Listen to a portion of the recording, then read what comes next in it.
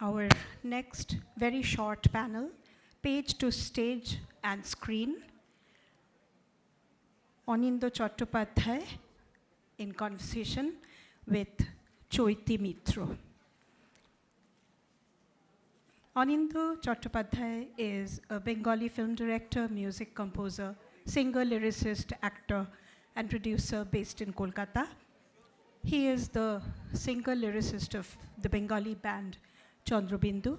In recent times, he has composed multifarious songs in Bengali mainstream films as an independent music director.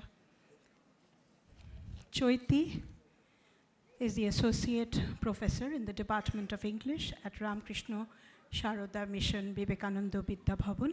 With 25 years of teaching experience, she has nurtured generations of students with her expertise in Victorian studies, 19th century women's writings, trauma and resistance literature, and environmental literature. She holds an MA in English literature from Calcutta University and earned her PhD from Jadavpur University. Her research has been supported by prestigious grants, including the Charles Wallace India Trust Partial Research Grant, and she has led UGC projects on reworking colonial images of Mem Sahibs. Dr. Mitro is the author of Budwar to Bibi Ghar, the Mem Sahib and the 1857 mutiny narratives, and has contributed insightful essays to volumes such as Writings on Rights and Embroidering Futures. For a translation from the Bengali of Vidyadhari and the Vagrant Lakhinder by Abhijit Sen, Choiti is among the shortlisted translators for Pen Presence Salt Award for Sample Translations in 2025. May I invite Anindo Chattopadhyay and Dr. Choiti Mitro on stage. Okay, আমার এই সেশনটা করতে মানে খুব মজা লাগছে because একটা saying বারবার মনে হচ্ছে ম্যান প্রপোজেস গড ডিসপোজেস সেই মাইক বিভ্রাট ইজ জাস্ট অ্যান ইন্ডিকেশন। আমাদের এই প্যানেলটা আমরা প্রথমে ভেবেছিলাম পেজ টু স্টেজ করব, যে কিভাবে একটা লিটারেরি ওয়ার্ক বা একটা স্ক্রিপ্ট কিভাবে ফিল্মে হয় বা স্টেজে হয়। তাতে আমরা রেখেছিলাম রাহুল অরুণোদয়কে, বিকজ ওর গল্প থেকে যে জানলাগুলো আকাশ ছিল নাটক হচ্ছে, সেখানে অভিনয় করছে, ওর লেখা। কৌশিক সেন ছিল, এসেও ছিল। কৌশিক তো অফকোর্স প্রচুর লিটারেচার থেকে নাটক করে, বা ওর সাথে আমি ট্রান্সলেশন করেছি ওর হ্যামলেট। আর অনিন্দকে আমরা রেখেছি এখনও। অনিন্দর নিজের গল্প থেকে সিনেমা করেছে, শীর্ষেন্দুর গল্প থেকে সিনেমা করেছে। সো অনিন্দ দুভাবে ভাবতে পারে। আর অনুভা ফাতেপুরিয়া ওর ভীষণ ইন্টারেস্টিং কাজ করে পদাতিক থিয়েটারের জন্য। অনুভা ওর যে মঞ্চায়নটা হয় সেটা একদম আলাদা, আমরা এরপরে দেখবো, যেটা ইটস নট নাটক কিন্তু আবার নাটক, মানে ও অন্যভাবে গল্প পড়ে, সেইটাকে মঞ্চস্থ করে। কিন্তু সারাদিন ধরে এত রকম যান্ত্রিক বিভ্রাট হচ্ছে, এত রকম সময়ের এলোমেলো হয়ে যাচ্ছে। প্রথমে হচ্ছে রাহুল পরশু ফোন করে বললে ওর ডেঙ্গি হয়েছে, ও আসতে পারবে না। ঠিক আছে, তিনজন তো আছি। তারপরে কৌশিক এসেছিল, কিন্তু এত দেরি হচ্ছে, ও চলে গেল, ওর আর একটা কমিটমেন্ট আছে। ঠিক আছে, তারপরে এখন আমাদের কেসিসি প্রচণ্ড তাড়া দিচ্ছে যে এক্ষুনি শেষ করে ফেলতে হবে। সেই জন্য আমরা অনুবাকেও বলেছি তুমি নাটকটা করো, তোমায় কথা বলতে হবে না। সো আপাতত আমরা মানে ওই হারাধনের দুজন পড়ে আছি। তো আমি যেভাবে প্ল্যান করেছিলাম যে কীভাবে ট্রান্সলেশন একটা ডিরেক্টর একটা তার ক্রিয়েটিভ মাইন্ড দিয়ে কী করে ট্রান্সলেট করে, সেই দিকে আর বেশি যাব না। হ্যাঁ, আমি ভাবছিলাম অনিন্দ তুমি যে মানে গান করছো, গানটাও তো লিরিক থেকে এক ধরনের ট্রান্সলেশন, মানে ট্রান্সলেশন রিক্রিয়েশন। সিনেমাটাও তাই, তোমার শব্দগুলোকে তুমি অন্যভাবে ভাবছো, সাইলেন্সগুলোকে অন্যভাবে ভাবছো। প্রসেসটা কীভাবে কাজ করে আমাদের সবাইকে মনে হয়, যারা আমাদের মতো নন ক্রিয়েটিভ লোক, how does a creative person work? তুমি নন ক্রিয়েটিভ একদমই নয়, এটা বললে খুব খারাপ একটা কথা বলা হবে। তার কারণ চৈতিদিও এত রকম তুমি তোমার মানে মাল্টিপল অ্যাক্টিভিটিসের মধ্যে রয়েছো, নানা রকমের, যেটা আমরাও অনেক সময় তার বিভিন্ন হেল্প পাই। আমার আজকে সেশনটা শুরু করতে খুব মজা লাগছে, তার কারণ আমরা জানি লোকে এমনি একটা খুব চালু কথা আছে যে ট্রান্সলেশনে অনেক কিছু হারিয়ে যায়, কিন্তু ট্রান্সলেশনের সেশনে যে এতজন হারিয়ে যেতে পারে, কৌশিক, রাহুল এবং আরও সবাই, এইটা একটা কিন্তু খুব আশ্চর্য জিনিস আর কি। ট্রান্সলেশনের আমি মানে কিছু না জেনেই ট্রান্সলেট করেছি এরকম একটা গানের কথা দিয়ে আমি শুরু করব। সেই গানটা হচ্ছে সাউন্ড অফ সাইলেন্স। আমি তখন সত্যি জানি না যে সাইমন অ্যান্ড গারফাঙ্কেল সেভাবে শুনিনি, কারণ আমি পড়াশুনো করেছি একটা খুব এমন স্কুলে, সেখানে এই ধরনের গান মিউজিক্যাল ব্যান্ড বক্স অনেক পরবর্তী সময় আমি শুনেছি। কিন্তু আমার যারা ভাইটাইরা তারা এসব জানতো, তো তারা বনি এম জানতো, সাইমন অ্যান্ড গারফাঙ্কেল জানতো।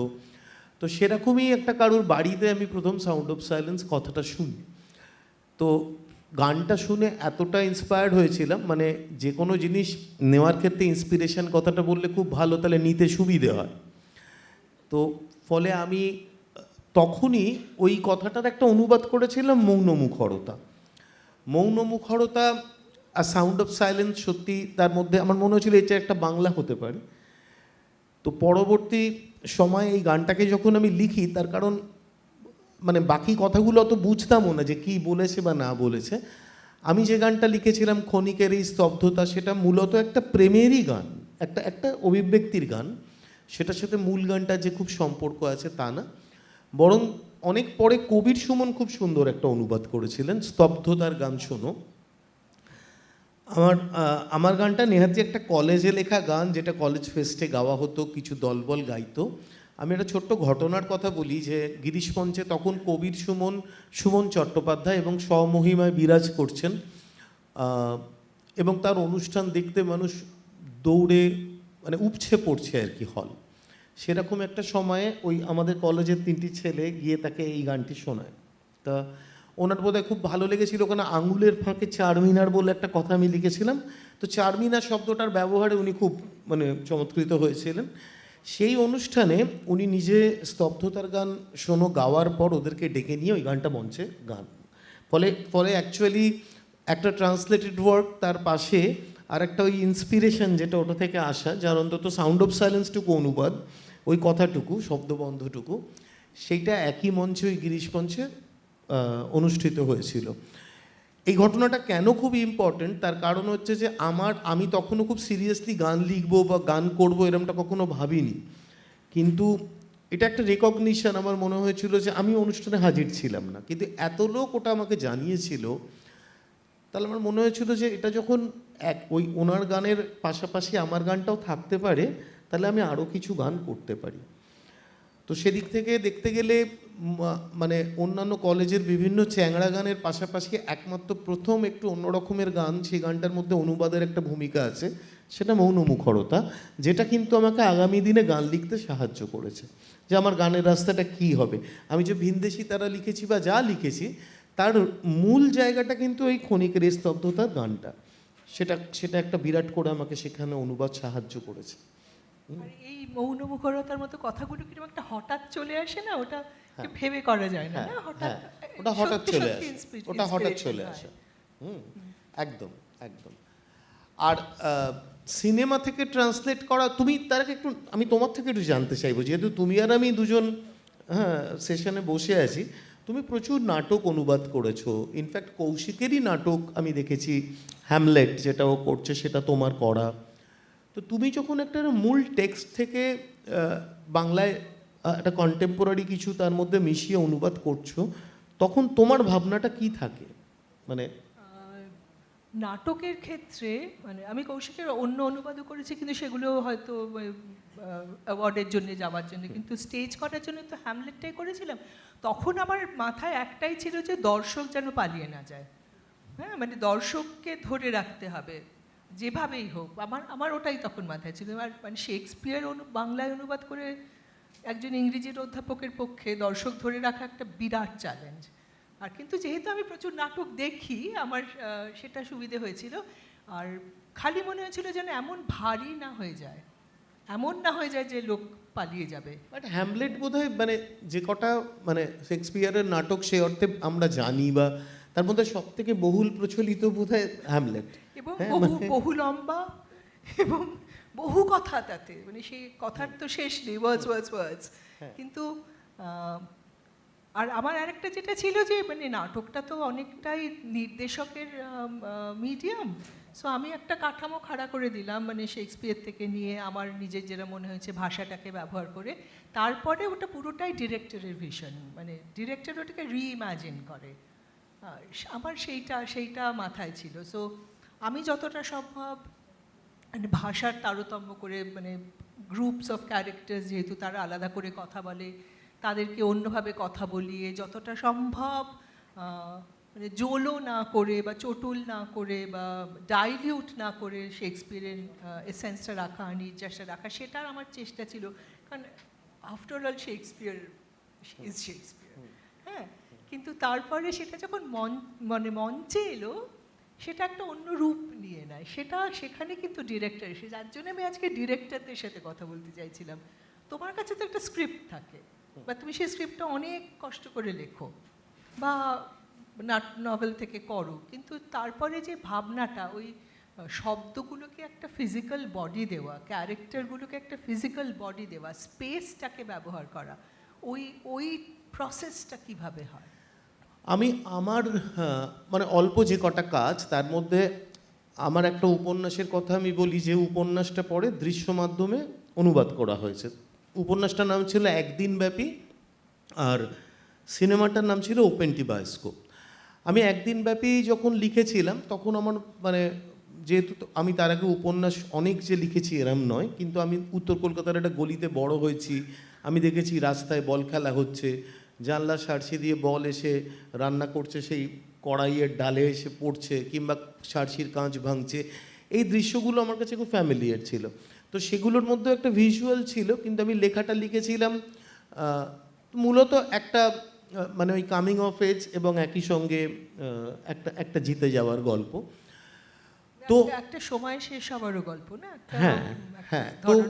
তো এবারে যখন আমি এটাকে সিনেমা করব মনস্থ করলাম, তখন একটা খুব বড় জিনিস, আমার সিনেমা স্ক্রিপ্ট করতে গিয়ে, আমি তার আগে সিনেমা কখনো মানে চিত্রনাট্য লিখিনি।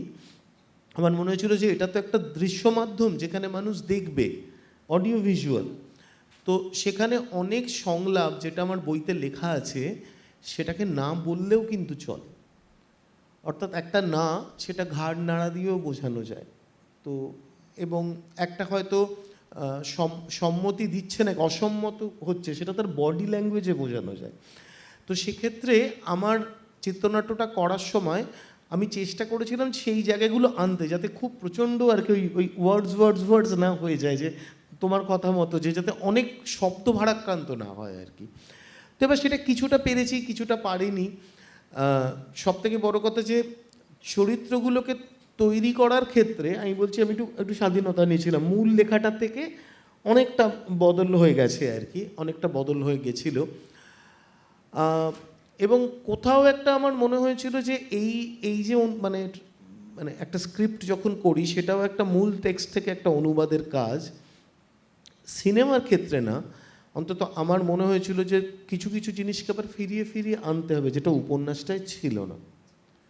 অর্থাৎ উপন্যাস সেটা ছিল না যে যখন তিতির পাড়া ছেড়ে চলে যাচ্ছে, তখন ওই গাড়িটা যেটা ওরা ধাক্কা দিয়েছিল, সেটাকে আবার ফিরিয়ে আনা, এবং সেই ধাক্কা দেওয়া, প্রথম ধাক্কা দেওয়াটা খুব আনন্দের ছিল, পরের ধাক্কা দেওয়াটা খুব মানে অনিচ্ছের ছিল, যে ওরা চলে যাক কেউ চাইছিল না, কিন্তু তবু গাড়িটা ধাক্কা দিতে হচ্ছিল।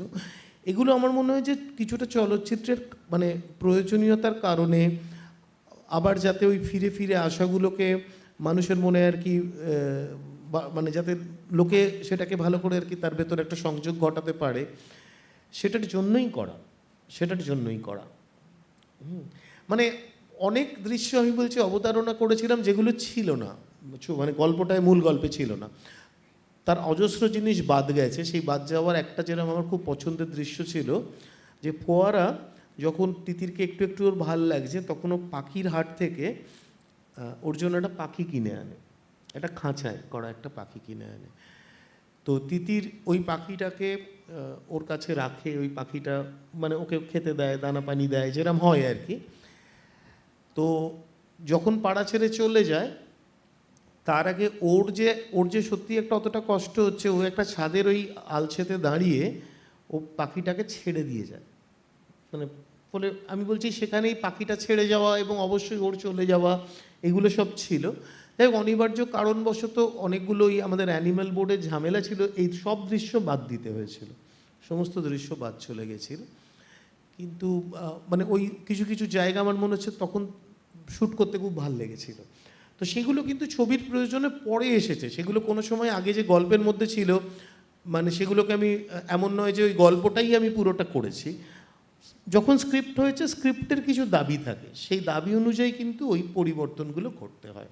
সেটা তোমার লেখার ক্ষেত্রেও নিশ্চয়ই তাই হয়। তুমি বললে না চরিত্রের অনেক অদল বদল করেছে, আমাদের ওপেন টিবাস্কো দেখে মনে হয়েছিল সব থেকে ইম্পর্টেন্ট চরিত্র হচ্ছে পাড়াটা। আর পাড়াটাকে এত সুন্দর করে ধরা ছিল, মানে একটা সারসির, একটা রঙিন সারসি, একটু ভাঙা, মানে মানে একটা পাড়া পাল্টে যাচ্ছে এই ফোয়ারাদের দলটার সাথে সাথে। মানে পাড়াটা আমার কাছে মনে হয়েছিল ওপেন টিবাস্কোর সব থেকে বড় চরিত্র একদম। আর একটা ছবি তো বিভিন্নভাবে মানুষের কাছে যায়, তার মানে সেই ভাবনাটারও কিন্তু মানে ছবিটা আদৌ তার কাছে গেল কিনা তারও একটা অনুবাদের দিক আছে, যে সে ছবিটাকে কীভাবে পড়তে পারছে, একটা টেক্সটকে কী করে পড়ছে। ওপেন টিবাস্কোপে আমরা যারা কাজ করেছি, তুমিও ওটার সাবটাইটেল করেছো, অনেকটা জড়িয়ে তুমি গার্গী সবাই, তো ফলে কোথাও আমার একটা মনে হয়েছিল তুমি পাড়াটার কথা বলছো বলে আমি বলি যে এই যে একটা ইললেজিটিমেট চাইল্ড যার জন্মের কোনো ঠিক নেই, তো সেরকম একটা বাচ্চার পাশে বা সেরকম একটা কিশোরের পাশে এসে দাঁড়াচ্ছে সব থেকে কনজারভেটিভ একটা পাড়া। মানে যে পাড়া সামান্য একটা জিন্স পরে কেউ গেলেও চারটে টিটকিরি কাটতে ছাড়ে না। ফলে ওই কন্ট্রাস্টটা আমি বলছি ছবিটার একটা মজা ছিল, যে অর্থাৎ যেটা নিয়ে সবচেয়ে বেশি সমালোচনা ঝড় হওয়ার কথা, সব থেকে বেশি সেটা নিয়ে হয়তো কুকথা বলার, অথচ ফোয়ারার পাশে এসে দাঁড়িয়েছে ওইরকম কনজারভেটিভ কিছু মানুষজন, তারা দাঁড়িয়েছে বলে ও ধীরে ধীরে পাল্টাচ্ছিল, ধীরে ধীরে পাল্টাচ্ছিল। তার একটা বড় কারণ সময়কালটাও আস্তে আস্তে বদলাচ্ছে। 95 আমার মতে খুব ইম্পর্ট্যান্ট একটা বছর, যে বছর আমাদের হাতে প্রথম মোবাইল এলো, আমাদের সাইবার ক্যাফেগুলো খুলে গেল, অর্থাৎ এমটিভি ভিটিভি তার আগে এসে গেছে। পৃথিবীটা একটু একটু করে বদলাচ্ছে তখন, জেনজিরা জন্মাবে তার কিছুদিন পরে। আচ্ছা, আমাদের আর অন্য সিনেমায় বোধহয় যাবার সময় হবে না, কারণ আমি অন্য ছবিতে যাচ্ছি না। একটা ছোট্ট জিনিস খালি বলি, সেটা হচ্ছে যখন আমি শীর্ষেন্দুদার মনোজের অদ্ভুত বাড়ি করেছি, মনোজের অদ্ভুত বাড়ি করে আমি খুব গালাগালও খেয়েছি, প্রচুর লোক বলেছে অত্যন্ত খারাপ ছবি, আর কেউ কেউ দেখেছে, যেরকম হয় আর কি। কারণ মনোজের অদ্ভুত বাড়ি কী হয়, আমাদের ছেলেবেলার সকলের খুব প্রিয় একটা গল্প, তো তার নিজস্ব একটা ভাবনা প্রত্যেকের মাথায় থাকে। আমি করতে নেমে বুঝেছিলাম যে কি বড় একটা ভুল করেছি, তার কারণ শীর্ষেন্দুদার যে পাড়াটা বা শীর্ষেন্দুদার যে জগৎটা, সেই জগৎটা এতটাই একটা সাররিয়েল জগৎ, সেটা যে খুব বর্ণাঢ্য ভীষণ একটা ঝকঝকে তাও নয়, আবার তার মধ্যে একটা হালকা ইনোসেন্স আছে। তো আমার সবার প্রথম মনে হয়েছিল যে গুপ্তধন এই যে ব্যাপারটা, এই সময়ে দাঁড়িয়ে এটার মানে কি? কোনো বাচ্চা বিশ্বাস করে গুপ্তধন আছে? আমার তো মনে হয় না যে তারা আর বিশ্বাস করে যে কোথাও মাটির নিচে মোহর টোর এইসব পোঁতা আছে। এগুলো সব আমরা ছেলেবেলায় বিশ্বাস করতাম, জকের ধন, গুপ্তধন। তো আমার ফলে মনে হয়েছিল গুপ্তধনটাকে একটা রিইন্টারপ্রেট করা দরকার। ছবিটা শুরু এবং শেষে শীর্ষেন্দুদাকে দিয়ে আমি বলিয়েছিলাম যে গুপ্তধনটা আসলে মনে থাকে। হ্যাঁ, তো গুপ্তধনটা সত্যি সত্যি ওটা একটা ভার্চুয়াল গুপ্তধন, যেটা আমাদের কাছে খুব ট্রেজার্ড এবং আমরা সারা জীবন ধরে সেটাকেই বয়ে নিয়ে চলি। ফলে ওই জায়গাটা করতে পেরে আমার খুব ভালো লেগেছিল, আমার মনে হচ্ছিল যে এইটা বলা দরকার একবার অন্তত। হ্যাঁ, মানে হয়তো মানে মূল গল্পের মূল উপন্যাসের টোনটা থেকে একদমই পাল্টে গেছে সেটা, কিন্তু সেখানেই হয়তো তোমার ক্রিয়েটিভ লিবার্টি তুমি যেটা নিচ্ছ অ্যাজ ডিরেক্টর সেটা হয়।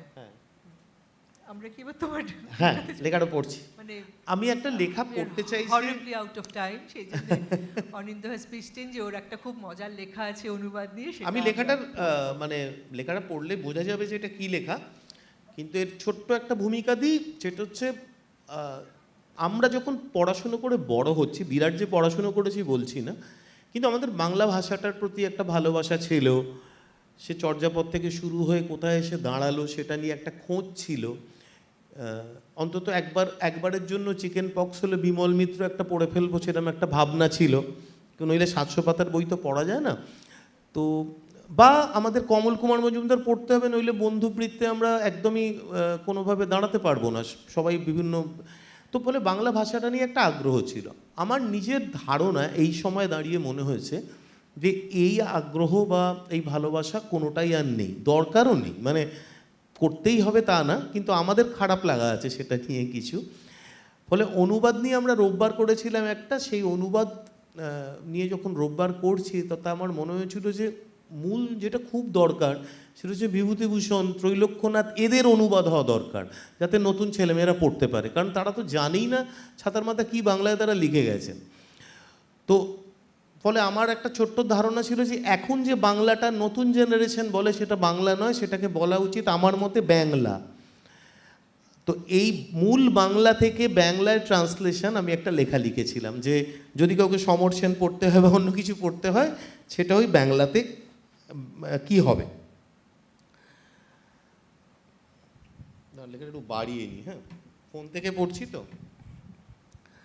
বাংলা বলা পড়া লেখার মতন শক্ত কাজ খুব কম, ঝাড়া একটা লাইন সোজাসুজি বাংলায় থাকা সহজ নয় মোটে। বঙ্কিমচন্দ্র থেকে সমর সেন যে বাংলা গড়েছিলেন সেই তলা অবধি উঠতে আমাদের পায়ের নড়া খুলে যাবে নিশ্চিত। তাই ভাষা দিবসে আমরা ওদেরকেই একটু নামিয়ে আনলাম, একদিন না একদিন এটা তো করতেই হতো বলুন মধ্যশিক্ষা পর্ষদকে, বাংলা টু বাংলা বঙ্গানুবাদ। আজ বাংলার 5 আর বাংলার 5, আসুন নতুন বাংলা গড়ি। কতগুলো পিস যেগুলো তুলে নিয়েছি সেগুলো আমি মূল লেখাটা পড়ছি আর অনুবাদগুলো পড়ছি। হুতম পেঁচার নকশা কালীপ্রসন্ন সিংহ। মূল বাংলা হচ্ছে, হায় যাদের জন্মগ্রহণে বঙ্গভূমির দুরবস্থা দূর হওয়ার প্রত্যাশা করা যায়, যারা প্রভূত ধনের অধিপতি হয়ে স্বজাতি সমাজ ও বঙ্গভূমির মঙ্গলের জন্য কায় মনে যত্ন নেবে না, সেই মহাপুরুষরাই সমস্ত ভয়ানক দোষ ও মহাপাপের আকর হয়ে বসে রইলেন। এর বাড়া আর আক্ষেপের বিষয় কি আছে। এবার বাংলায় এর অনুবাদ। ও শিট, যারা পয়দা হলো বলে বেঙ্গলের সিচুয়েশন ইমপ্রুভ করবে এক্সপেক্ট করেছিলাম, সেই সব ফিল্দি রিচ পাবলিক আপনা কম বেঙ্গলের ডেভেলপমেন্টের জন্য টেক কেয়ার করবে না। এইসব সুপারম্যানেরাই 2 নম্বরই চালালেন, গিল্ডের প্রেসিডেন্ট হলেন। শিটম্যান, ভেরি ফ্রাস্ট্রেটিং, কপাল না চাপড়ে নিজের পিছন চাপড়াতে হয়। আনন্দমঠ বঙ্কিমচন্দ্র চট্টোপাধ্যায়। মূল বাংলা, অতি বিস্তৃত অরণ্য, অরণ্য মধ্যে অধিকাংশ বৃক্ষই শাল, কিন্তু তদ্ভিন্ন আরও অনেক জাতীয় গাছ আছে। গাছের মাথায় মাথায় পাতায় পাতায় মিশামিশি হইয়া অনন্ত শ্রেণী চলিয়াছে। বিচ্ছেদ শূন্য, ছিদ্র শূন্য, আলোক প্রবেশের পথমাত্র শূন্য, এইরূপ পল্লবের অনন্ত সমুদ্র, ক্রোশের পর ক্রোশ, ক্রোশের পর ক্রোশ, পবন তরঙ্গের ওপর তরঙ্গ বিক্ষিপ্ত করিতে করিতে চলিয়াছে। নিচে ঘনান্ধকার। বাংলায় অনুবাদটা হচ্ছে, ফুল ব্ল্যাক ফরেস্ট। ফরেস্টে কোনো কোনো ট্রির গায়ে শাল জড়ানো, এগুলো ট্রি নয়, হিস্ট্রি, কিন্তু খালি গায়েও কিছু আছে। গাছের মাথা ও পাতা রেডি মিক্স করে অনন্ত শ্রেণী মর্নিং ওয়াক করছেন। নো আওয়ারাপন, নো ফুটিফাটা, লাইট ফাইট ঢোকার কোনো সিনই নেই। পাতা পাতা এসা সাগর বানিয়েছে। অফকোর্স অন গড, পাতার আইটেম ডান্স দেখলে ভাববেন দীঘা বিচের ঢেউ, নিচটা অবশ্য টোটাল ডার্ক। কুম্ভীর বিভ্রাট ত্রৈলোক্যনাথ মুখোপাধ্যায়। মূল বাংলা, বলিব কি ভাই আর দুঃখের কথা, কুমিরের পেটের ভিতর দেখি না যে সেই সাঁওতাল মাগি, চারিদিন পূর্বে কুমির যাহাকে আস্ত ভক্ষণ করিয়াছিল, সেই মাগি পূর্বদেশীয় সেই ভদ্রমহিলার সমুদয় গহনাগুলি আপনার সর্বাঙ্গে পড়িয়াছে। তাহার পর নিজের বেগুনের ঝুড়িটা সে উপুর করিয়াছে, সেই বেগুনগুলি সম্মুখে ডাঁই করিয়া রাখিয়াছে। ঝুড়ির ওপর বসিয়া মাগি বেগুন বেচিতেছে। বাংলায় অনুবাদ, ভাইটি কি স্যাড কেস, ক্রোকোডাইলের বেলির ভিতর দেখি সেই ট্রাইবাল চিকনি চামেলি 4 দিন আগে ক্রোকোজাকে অন্দারক্স গেলে নিয়েছিল। সেই চিকনি ফার ইস্ট ম্যাডামের অর্নামেন্টস টোটাল লড়িয়ে নিজের ব্রিঞ্জাল বাস্কেটটা পর্যন্ত উল্টিয়ে দিয়েছেন। And you know, all brinjals আর সম্মুখে dying. My god, sitting on that bucket that tribal চিকনি বেগুন বেচছে। উফ, লেট বাইগনস বি বাইগনস। সাহিত্য চর্চা, বুদ্ধদেব বসু। মূল বাংলা, রাম তার কর্মকে মেনে নিয়েছেন, পৃথিবীর রঙ্গমঞ্চে কোন ভূমিকায় তিনি অবতীর্ণ তা তিনি জানেন, আর জীবনের প্রত্যেক অবস্থায় সুখে এবং দুঃখে, সম্পদে এবং সংকটে সেই ভূমিকাটি সুসম্পন্ন করিতে তিনি যথাসাধ্য সচেষ্ট। ফুল বাংলাতে অনুবাদ হচ্ছে, রাম লোকটা মামা পুরো ওয়ার্কোহলিক। মালটা জানে দুনিয়া স্টেজে তার আসলি রোলটা কি, লাইফের প্রত্যেকটা স্টেজে হ্যাপি কি স্যাড, মানলু কি ক্রাইসিস, ও নিজের রোলটা নিভাতে ট্রাই করে চলেছে ফুললি। শেষ পার্ট বাবু বৃত্তান্ত সমর সেন, মূল বাংলা। সিনেমার সঙ্গে দর্শক হিসেবে যোগাযোগের প্রথম দিকে সিনেমার সঙ্গে দর্শক হিসেবে যোগাযোগ প্রথম দিকে ঘটে একটু অবৈধভাবে 12 বছর বয়সে 1928 সালের পর। মা মারা গেছেন, বাবা নানা মহলে আড্ডায় অতি ব্যস্ত, বাড়িতে বেশ মধুর রকমের বিশৃঙ্খলা, আমরা সবাই স্বতন্ত্রী। সে সময় উত্তর কলকাতার বাজারে যেতে বেশ ভালো লাগতো, বেচা কেনার অসম্ভব পরিশ্রমের মজুরি হিসেবে মাঝে মাঝে একটা করে সিকি পকেটে থেকে যেত। সেই সিকিগুলো সদ্ব্যবহার হতো বায়োস্কোপে, বাংলায় অনুবাদ। অ্যাডাল্ট সিনেমা দেখতে শুরু করি 12 বছর বয়সে, যেটা 1928। মা অলরেডি গন, বাবা টেক মারছেন এদিক সেদিক, বাড়িতে পুরো ক্যাঁচাল, মানে ফুল বাওয়াল, আর আমরা সবাই সেলফি। 2 পয়সের জন্য নর্থ ক্যালকাটার মার্কেটে যেতাম, কেনাকাটায় হেভি ডিউটি দিতাম, লাস্টে 2-1টা সিক্কি সেট করে মেরে ঝাঁপু করে দিতাম। ওগুলো নিয়েই স্ট্রেট লাইন দিতাম রিয়ার স্টলে। ঠিক আছে, আমাদের সেই মানে মানুষ ভাবে এক হয় আর এক হয়েছে, কিন্তু যেটা হয়েছে সেটা খুব ভালো হয়েছে। আমার খুব মানে মজা লাগছে যে আমরা এরকম এত টেনশনের মধ্যে একটু হাসি দিয়ে শেষ করতে পারলাম। আর কিন্তু হ্যাঁ, ডেফিনেটলি অনেক অনেক দুঃখের অ্যান্টোনিমস বার্তাও এবং শুনলাম। বিশ্বদীপ, মানে আমরা আগেও এই প্রোগ্রাম আমি এসেছি, এবং তার থেকে সত্যি এখন মানে অনুবাদ জিনিসটাই এমন না, শুনলেই লোকে বাপ বলে ভয় পেয়ে একটু পিছিয়ে আসে। কিন্তু অনুবাদ সত্যি তো মানুষকে, আজকে আমরা যদি একটা ভাষায় লেখালেখি করি, আজকে আমরা মার্কেস থেকে শুরু করে যাই পড়ছি সবই তো অনুবাদেই পড়ছি। হ্যাঁ, এমনকি এখন এবারে যিনি বুকার পেলেন, হ্যাঁ, মানে তার লেখাও তো অনুবাদ হয়েছে বলেই আজকে তিনি পেলেন। তো ফলে সেদিক থেকে দেখতে গেলে অ্যান্টোনিমস এত গুরুত্বপূর্ণ একটা কাজ করছে এবং করে চলেছে, সেটার জন্য যারা পুরো টিমকে একটা বড় আমার তরফ থেকে অনেক শুভেচ্ছা এবং হাততালি। আপনাদের থেকেও চাইবো একটা বড় হাততালি। Thank you so much.